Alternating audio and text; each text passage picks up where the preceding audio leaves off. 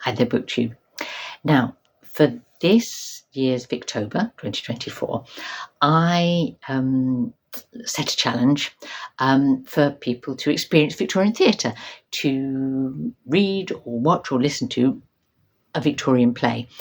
And when I announced that challenge, I said that I had struggled to find any recommendations to make for Victorian women playwrights. You know, that all the ones I was coming up with were by men, and I promised that I would go away and do some more thinking and researching and search out and see what I could find in terms of Victorian women playwrights. So this video is me feeding back on where I got to with that, and I guess it's a bit of a Victorian context history sort of video, and if that's not your thing, you can stop now and go and do something else instead. But if you're curious like me as to how were women present or not present in the Victorian theatre, then make yourself settle down and make yourself comfortable, and let's go for it. So I did eventually find and read 3 Victorian playwrights this month, and I've also got a couple of others in mind to read either this Victober or perhaps in a future one.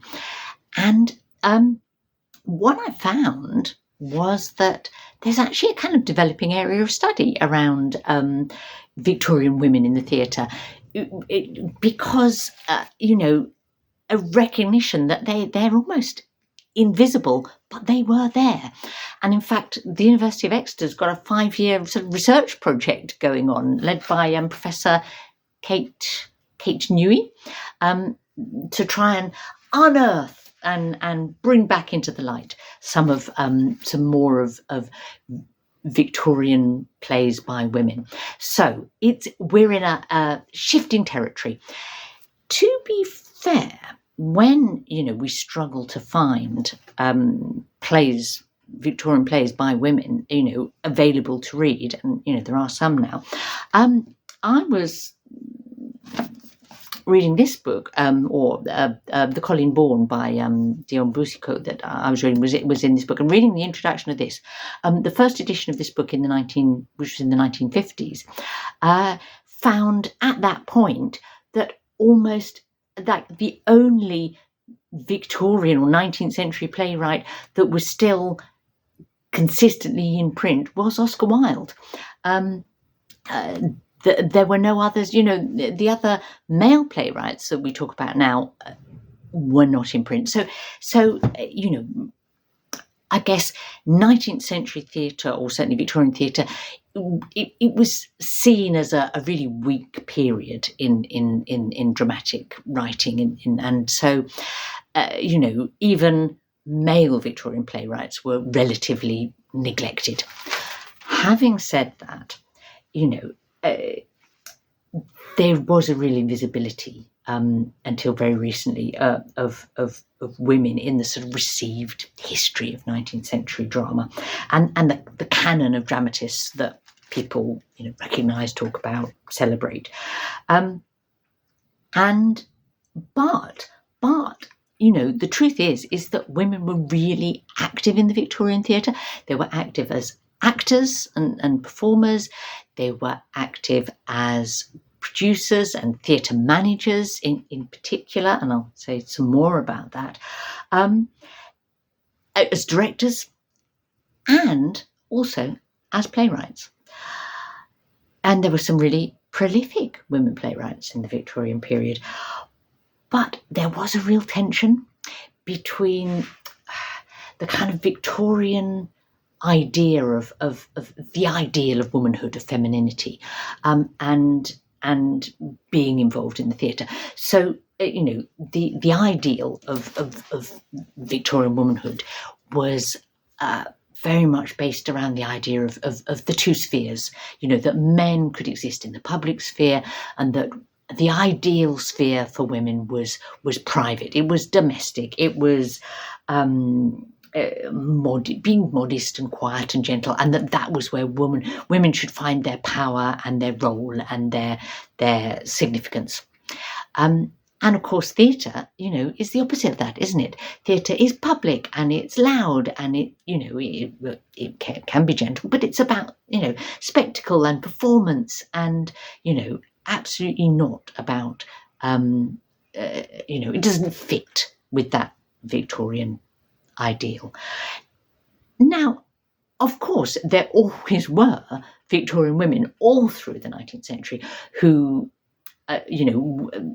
didn't play along with that ideal of the private and the pious and the gentle and the behind closed doors, behind curtains, the angel of the hearth and the queen of the home.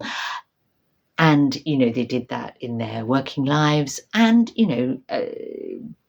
some did that more politically, rejecting, I suppose, that restricted view of what they should be able to choose to do and where they should be able to do it. But definitely that, that tension is there. And so I think, that's probably one of the reasons why we don't see as many Victorian playwrights, Victorian women writers sort of writing plays or being recognised for them. And many of the playwrights that you Victorian women playwrights that you do come across were writing anonymously or under other names. So whereas at the very beginning of the Victorian period, the Brontes would choosing to write their novels under male pseudonyms, that fell by the wayside, and Victorian women novelists were generally happy to be recognised by their own names. But with playwrights, if they were writing for the theatre, they were more likely to maintain their anonymity, or to use their husband's name, but as Mrs. They would refer to themselves as Mrs. Hallett, Mrs. Alfred Phillips, Mrs. this, Mrs. Which gave them a kind of aura of respectability. So let's talk a bit about Victorian women in the theatre, and the first thing that you have to say is Victorian women actors could and did operate on equal terms with Victorian male actors, and some of the big names of Victorian theatre, were women, of course, because they were now allowed to perform, but they were just as big a draw as the men. People like Fanny Kemble, say. Born 1809. Oh, I'll give you dates for people all the way through this because that's my personal obsession, but you'd have to listen to that if it doesn't interest you. But so she was around from 1809 to 1890. Huge star with an international reputation. Ellen Terry was another. She 1847 to 1928. Still remembered, one of the biggest names in theatre at the time. Now, Kemble also wrote some plays, and some of the playwrights that we know from the women playwrights we know from the 19th century were actresses. Many of those were writing for the sort of popular commercial theatre, out in the regions or in the West End, but their plays. Some of them we only know of from the playbills, like the posters that have survived, sort of advertising, Mrs. Hallett's new play, but the plays have now disappeared. We no longer have them, and there was not. Again, part of that is to do with the fact that plays at the time were not valued in the same way as sort of, there were some people writing sort of poetic dramas of the more sort of elegant type, but they weren't really for performance. They were probably unperformable, a lot of them. Most plays were written for actors. They'd be adapted by actors in performance, or in rehearsal, a lot of improvisation. An actor felt entitled to change the play to suit his or her style. And there might be copies, but they were for performance. They weren't then, made available for a reading public. play reading in the 18th century and early 19th century, at home was a very popular habit. But, Jane Austen's family did it a lot, for example. But it was dying out. And because I suppose we have to say the rise of the novel. So as you get beyond sort of the Regency period and sort of it's the novel takes over and people are reading those to each other at home and no longer reading plays. So, that again, it's a shift. It's a shift. Which helps partly explain why, you're not finding all these, because they were sort of seen as ephemeral, I suppose. Now, I've mentioned that some of these playwrights went under their husband's name, as they were referred to as Mrs. whoever, Mrs. or Mrs. Valentine Bartholomew. She was one, and very often they were involved in partnerships that involved producing plays and managing theatres as well, because theatre management seems to have been a sort of something that was more readily open to women than or they're better remembered for and more influential in that role than as playwrights. An example. So the Kendalls, Madge and William. So Madge, 1848 to 1935, was a child actor. And she meets William through performing with him, and they acted together and they get married, and then they end up taking over the management of a London theatre in 1879 that was previously failing, and making it a commercial success, and really working to make it more respectable, make the theatre more respectable. Madge became known as the matron of the English theatre. She was very strict about, the morals of her players, her cast, and she ended up writing a book about the theatre and saying, the theatre was a brilliant place for a woman to have a career. A bit earlier than lovely Madge was Elizabeth Vestris. She was born in 1797, lived to 1856. She was an opera singer originally, and became an actor, and then became a theatre manager in her own right, whilst still relatively young. And when she got married in 1838 to an actor who was performing in the theatre that she managed, in plays that she was producing, she sort of kind of took him on as a business partner, and they worked together. And the actor James Robertson Anderson, in his biography, said Madame was an admirable manager, and Charles, that's her husband, an amiable assistant. So, women could be doing this. They could be, and she was key in developing the what would you say, the style of stage, with a proscenium arch and a ceiling, and that sort of fourth wall sort of style of theatre, and realistic sets and realistic props. Elizabeth Vestris was an innovator in that respect. The Bancrofts, they're another sort of the acting, managing couple. Marie Bancroft started her career as Marie Wilton. She was born 1836, lived to 1921. She again was a child actor, bit of a theme there. And in her late 20s, she became a theatre manager. She then married an actor that she was employing, Squire Bancroft. She'd brought him in to perform in one of the plays in her theatre, and they became joint managers, and they were producing and starring in them together. What she was involved in, again, this sort of process of perhaps bringing greater respectability to theatre. Up to that time, the the pit, the bit of the theatre that was sort of immediately before the stage. Okay, was called the pit. It was kind of spit and sawdust, with benches and so on. She brought in carpet and upholstered seats, and it became reinvented as the stalls that we know now and love in the theatre. So, those shifts were often in the hands of women.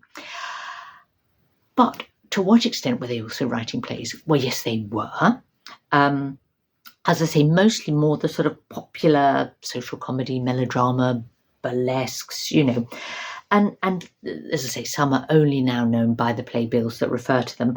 But, some are still available, and particularly later in the period, but even there are some earlier ones. Catherine Gore is an example now. Catherine Gore, she was born 1798. Lived to 1861. She had 13 different plays performed on the stage in London in her sort of writing career. And in 1844, she won a comedy prize. 98 plays were submitted for this prize. They were all judged anonymously. And I think the other 97 were all by men, as far as we know. But she won. The play, Quid Pro Quo, is available to read. It's on my list of ones that I will get to, perhaps in a future Victober. But when people realised that it was a woman playwright that had won this prestigious prize that the manager of the Haymarket Theatre had set up, they were infuriated. The first performance was booed.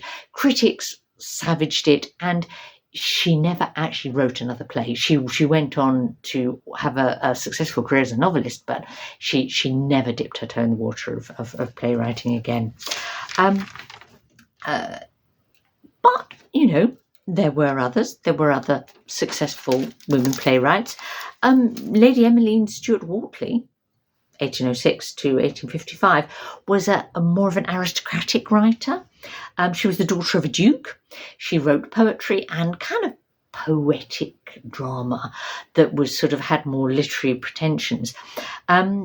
She also was also a travel writer. I've had a look at Eva, or The Error, from 1840. To be honest, it's pretty turgid. So I think one might have more fun out of the some of the popular dramas that have disappeared than her output. But another that I am very curious to read a play by, and will, is Clotilde, or Chloe Graves. She was born in 1863, lived to 1932. She was an Anglo-Irish in origin, like Oscar Wilde. She was a student of art, and then a journalist, and then an actor. And in 1888, she did her first bit of writing for the theatre. She wrote about 20 plays. She was in some in the Victorian period, some later.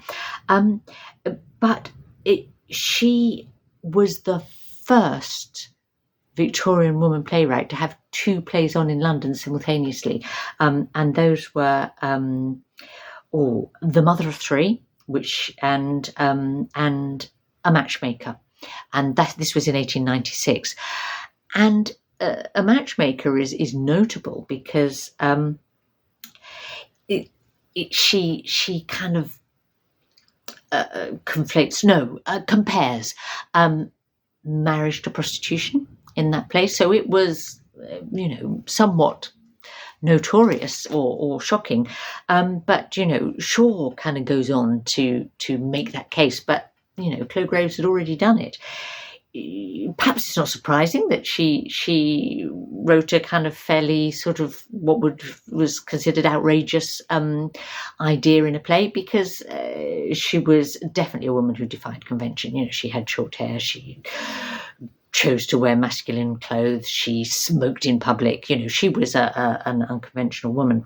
But not all of playwrights of the time were kind of unconventional, but there's definitely a trend, because one playwright who I have read a play by in this Victober is Ouida. Now, Ouida was what was her name? Her real name was Maria Louisa Rame, or Marie-Louise de Rame, as she liked to be called. And Ouida was her nom de plume, but also her personal nickname. Now, she was born in 1839, lived to 1908, and she was a pretty kind of glamorous and outrageous character. She supported herself through her writing. She was her father was French and kind of disappeared off to get involved in revolutions and so on, and more or less deserted her and her mother, and she supported, as I say, her mother and herself through her writing. She wrote a lot of novels. It's starting out with real sensation novels that were sort of big bestsellers, but she also wrote a few plays, and her playwriting mostly happened after she'd left London. Well, she was born in Suffolk. They moved to London. She was sort of living there living the high life in London, but really made a few enemies one way and another. Particularly once her identity became revealed. So she was writing anonymously, and then, people realised who she was, and that got her into a few pickles. She also had some sort of revolutionary sentiments in relation to France and Italy, but that didn't go down so well. So off she goes in the 1870s to live in Italy, and she and her mother were able to sustain their sort of rather lavish lifestyle more cheaply there. She wrote a few sort of plays and sketches that kind of really, I suppose, satirise or criticise the sort of British and American expats who were living in Italy, although she was one herself. And one of those was, I've read three of them, but the best known and most sort of perhaps significant of those is Afternoon. And, it's got brilliantly sparky dialogue and a kind of slightly sort of, you might say, sort of new woman, sort of feminist sort of twist to it, in that it criticises men for assessing women only by face value, by their appearance, and says that once you're married, then the man just starts spotting your freckles if you have them, rather than whereas sees your flaws rather than their romantic idea of you before they married you. So an interesting play, and one that's worth reading, although it does have the most outrageous plot device in it, but I'll talk about that in another video. She had real sort of pretensions, or believed that she was a significant literary figure, shall we say. She had a lot of faith in her own abilities, but and she's getting a bit of a sort of revival now, but I wouldn't say she's really on a par with, say, someone like Wilde, even if she believed she was. Now, the other play which I read this Victober, it brings another kind of interesting twist, I suppose, to which women chose to write plays and which of those plays have survived. So this play was by two women, Florence Bell and Elizabeth Robins.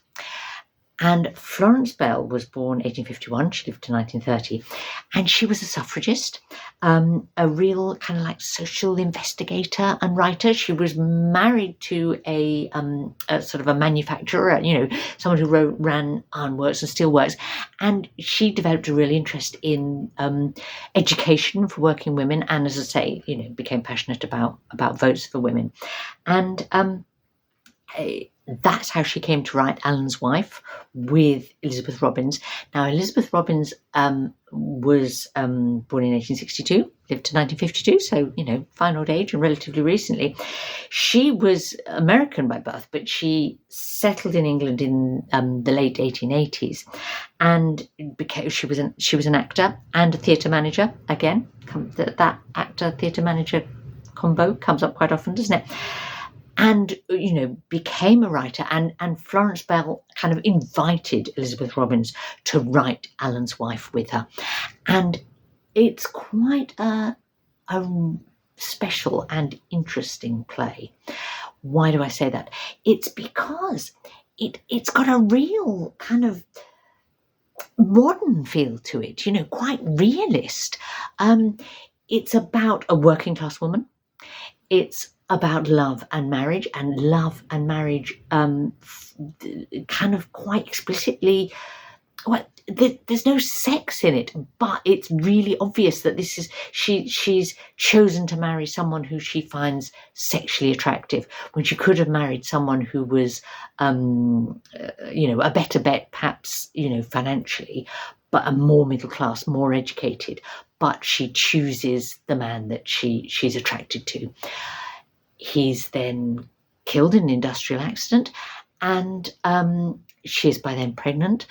And the sort of second part of the play is about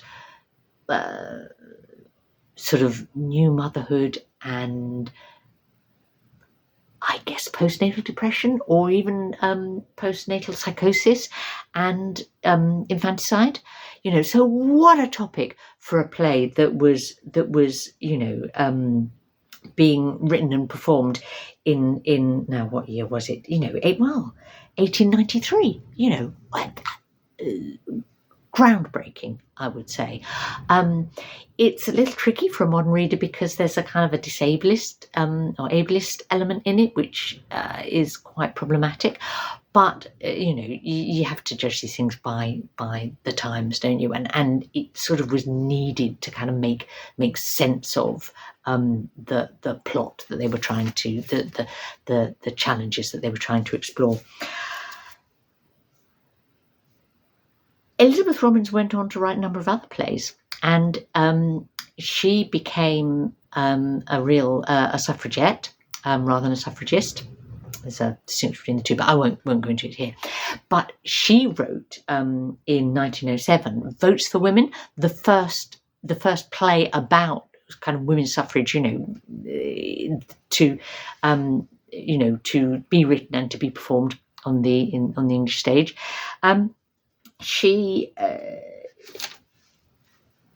It's one I would like to read, although obviously, it's not Victorian, so it doesn't fit for Victober, but certainly sounds something, really interesting. But as I say, Alan's Wife is one that I would recommend you looking at. It's available online. You can download a copy of it to read.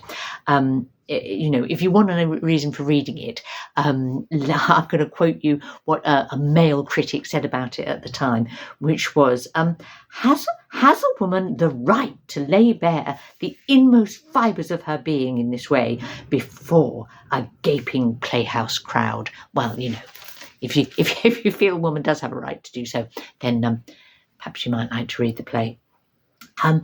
But, and this is significant, she, Elizabeth Robins and Florence Bell, stayed anonymous when they wrote that play. So, it shows, I imagine the level of horror would have been even greater if that male critic had known not only that was a woman performing it, Florence Bell performed it, but had also written it.